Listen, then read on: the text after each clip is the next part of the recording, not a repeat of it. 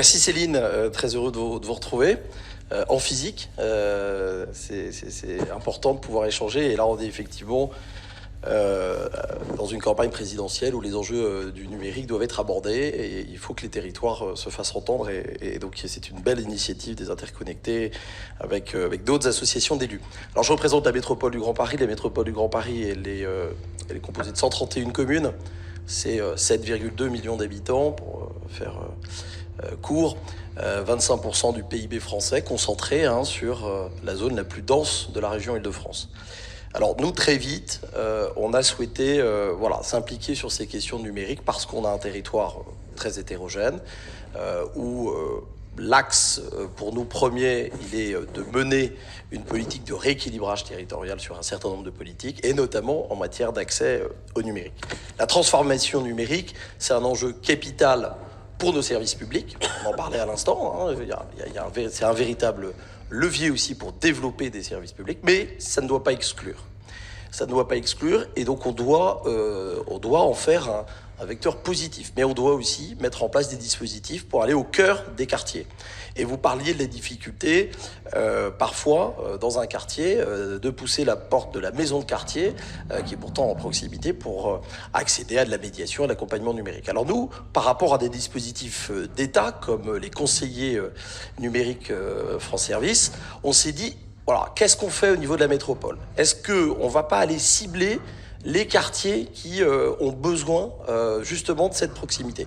Et donc moi j'ai souhaité qu'on travaille avec les bailleurs sociaux et donc on a proposé à l'AORIF, l'Union sociale de l'habitat de la métropole du Grand Paris, de mobiliser les principaux bailleurs sociaux métropolitains pour notamment les aider à déposer des demandes pour obtenir des conseillers numériques en pied d'immeuble, c'est-à-dire dans des locaux qui sont partagés avec un gardien, etc. Ça a été un peu notre originalité dans ce dispositif. Ça a intéressé le secrétaire d'État quand on est allé le voir à Bercy avec Patrick Ollier, le président, parce que on touchait vraiment les quartiers qui étaient les plus éloignés du numérique. Donc, vous avez raison, il faut déployer ces dispositifs nationaux. Il faut aussi, je pense, coller au territoire et toujours être en proximité, et le plus en proximité avec des dispositifs nationaux. Et il faut aussi, parce que vous parlez de la pérennité, c'est aussi une de nos inquiétudes, c'est aussi de montrer que ces dispositifs, ils fonctionnent. Et ça, c'est le rôle des collectivités territoriales, de mobiliser les acteurs, de rendre compte de ce qui s'y passe, parce que quand on a des grands dispositifs nationaux comme ça ou d'appel à un projet, il faut que ça redescende dans les territoires. Et c'est le rôle des collectivités territoriales de montrer que les dispositifs sont efficients, avec des éléments d'évaluation. Parce que on ne sera pas fort demain pour pérenniser si on est incapable de justifier l'action et la réalité, voire l'amender, la modifier. Mais pour la pérenniser, c'est très important. Donc, on a ce dispositif sur les conseillers numériques, notamment dans les quartiers. Et puis, on a répondu à l'appel à projet sur les passes numériques, rapidement, où on développe, donc avec maintenant 35 communes de la métropole.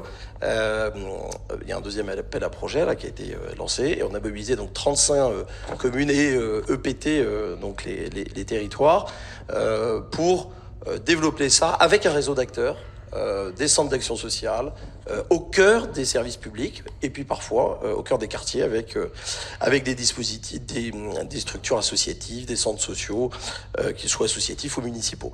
Et c'est quelque chose qui fonctionne. On a aidé ces acteurs, on a simplifié et surtout on les met en réseau. Et ça c'est très important de mettre en réseau tous ces acteurs qui peuvent se retrouver un peu démunis pour répondre et puis pour surtout partager les bonnes pratiques en la matière, donc avec tout ce dispositif qui est proposé dans le cadre du pass numérique, qui est un chèque qui permet donc à des acteurs de former, des acteurs locaux, de former des bénéficiaires éloignés du numérique. Voilà, rapidement sur cette partie inclusion. Je crois que ce qui est important, c'est qu'on soit dans le concret et qu'on puisse rendre compte et montrer à l'État qui lance des dispositifs, que ces dispositifs doivent être amendés et qui doivent surtout être pérennisés parce qu'ils servent concrètement les habitants.